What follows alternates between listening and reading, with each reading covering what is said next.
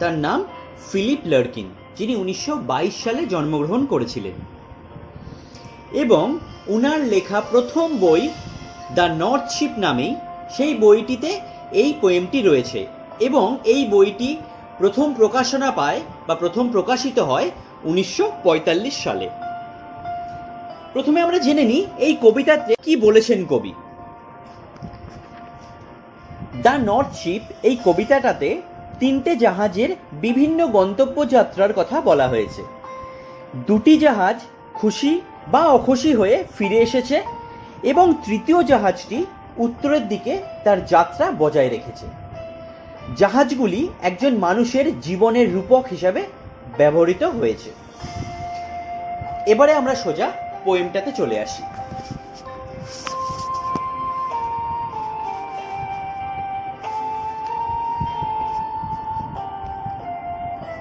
The North Ship. I saw 3 ships go sailing by over the sea, the lifting sea. তার মানে কবি কি বলছেন, আমি দেখছি বা দেখতে পাচ্ছি 3টে ভাসমান জাহাজ, যেটা কি করছে, সাগর তরঙ্গের ওপর দিয়ে সাগরের মধ্যে বয়ে চলেছে। And the wind rose in the morning sky and one was rigged for a long journey.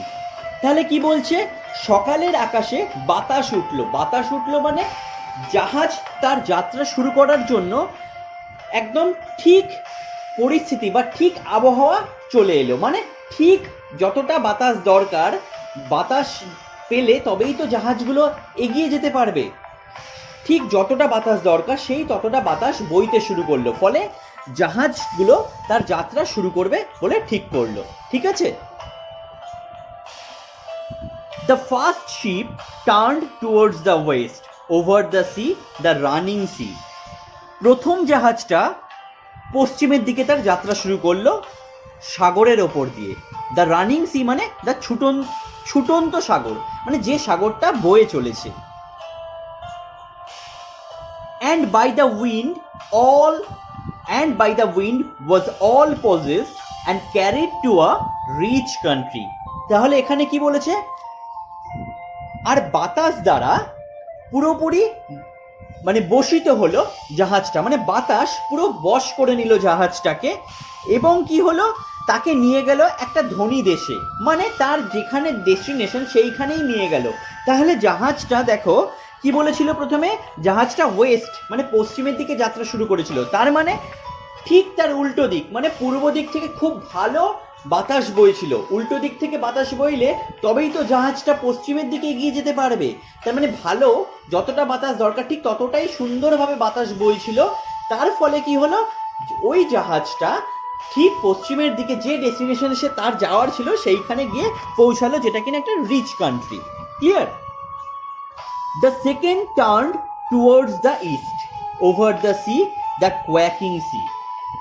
তাহলে কি হলো, দ্বিতীয় যে জাহাজটা ছিল সেটা কোন দিকে যাত্রা শুরু করলো, পূর্বের দিকে। দেখো পূর্ব থেকেই বাতাস বইছিল, তাহলে যেদিক থেকে বাতাস বইছিল সেদিকে যাওয়াটা তো টাফ, তাই না? আমি যেদিকে যেতে চাই তার উল্টো দিক থেকে যদি বাতাস বয় তাহলে সহজেই সেইখানে পৌঁছে যাওয়া যায়, যেমন ঘটেছিল পশ্চিমের জাহাজটার ক্ষেত্রে। কিন্তু যে জাহাজটা পূর্ব দিকে যাত্রা শুরু করলো, কি হলো, সাগরের ওপর, তাহলে সাগরটা তখন সেই দিকে পূর্বের দিকে আন্দোলিত সাগরের জল ছিল, মানে সেখানে ঢেউগুলো বেশ চড়া ছিল। যেদিকে জাহাজটা যাচ্ছে তার উল্টো দিকে ঢেউগুলো। The second turn towards the east, তাহলে ইস্টের দিকে যাচ্ছিল, ইস্ট থেকেই কিন্তু বাতাস বইছিল। And the wind hunted it like a beast to anchor in captivity.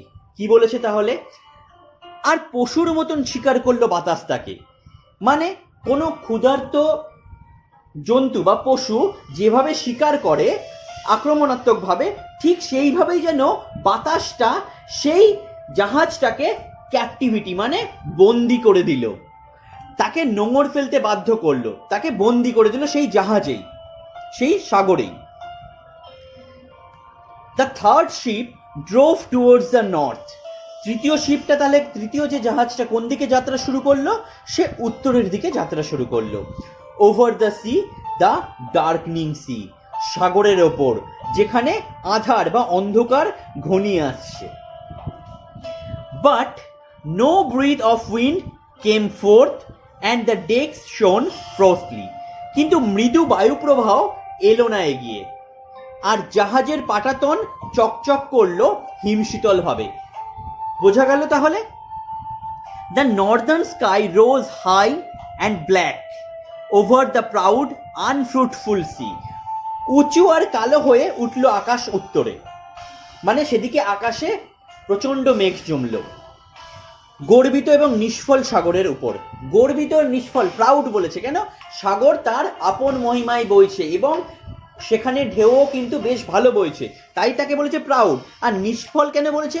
তাহলে যেদিকে জাহাজ যেতে চায় সেই তার উল্টো দিকে যদি হাওয়া ঠিক মতো না দেয়, ঢেউগুলো যদি তার উল্টো দিক থেকে আসে, ফলে দেখো ঢেউ কিন্তু সাগরে বইছে, কিন্তু সেটা সেই জাহাজটার ক্ষেত্রে তো সফল নয়, মানে জাহাজটার ক্ষেত্রে তো ভালো নয়, ফলে সেই জন্য তাকে আনফ্রুটফুল বলেছে। East and west the ships came back happily or unhappily, তাহলে পূর্ব আর পশ্চিমে যে জাহাজগুলো যাত্রা শুরু করেছিল তারা কিন্তু ফিরে এলো। পূর্বের জাহাজটা হ্যাপিলি, কারণ পূর্বের জাহাজটা আনহ্যাপিলি, কিন্তু পশ্চিমের জাহাজটা কিন্তু হ্যাপিলি। যে পশ্চিমে যাত্রা শুরু করেছিল তার তো পূর্ব উল্টো দিক থেকে মানে হাওয়া দিচ্ছিল, ফলে সে সেই দিকে সহজেই পৌঁছাতে পেরেছিল, সে হ্যাপিলি ফিরে এলো আবার। কিন্তু যে জাহাজটা ইস্টে, মানে সেকেন্ড জাহাজ যে ইস্টের দিকে যাত্রা শুরু করেছিল, সে কিন্তু সফল হতে পারেনি, সে তো পৌঁছাতেই পারেনি, সে হার মেনে নিয়ে আবার ফিরে চলে এসেছিল। But the third went wide and far into the unforgiving sea under a fire-spilling star, and it was rigged for a long journey. কিন্তু তৃতীয় জাহাজটা সেটা দূর দূরান্ত অবধি এগিয়ে চলল এক ক্ষমাহীন সমুদ্রের ভিতরে, মানে সেই সমুদ্রের দিকে গেলে হয়তো তার ক্ষতি হতে পারে, কিন্তু সে যদি সেই ভয়টাকে অতিক্রম করতে পারে তাহলে কিন্তু সে তার ডেস্টিনেশনে, তার গন্তব্যস্থলে ঠিক পৌঁছে যাবে। Under the fire spilling star, আগুন খসানো এক নক্ষত্রের তলে, মানে আকাশে তখন বিদ্যুৎ চমকাচ্ছে, ফলে যখন তখন কিন্তু জাহাজ উল্টে যেতেও পারে, ঝড় বইছে, কিন্তু সে সমস্ত বাধাকে অতিক্রম করে এগিয়ে চলার চেষ্টা করছে। And it was rigged for a long journey, এবং তাকে প্রস্তুত করা হলো লম্বা সফরের জন্য, সেই জাহাজটা তার লম্বা সফরের জন্য প্রস্তুত। ঠিক আছে, এটাই ছিল কবিতাটা।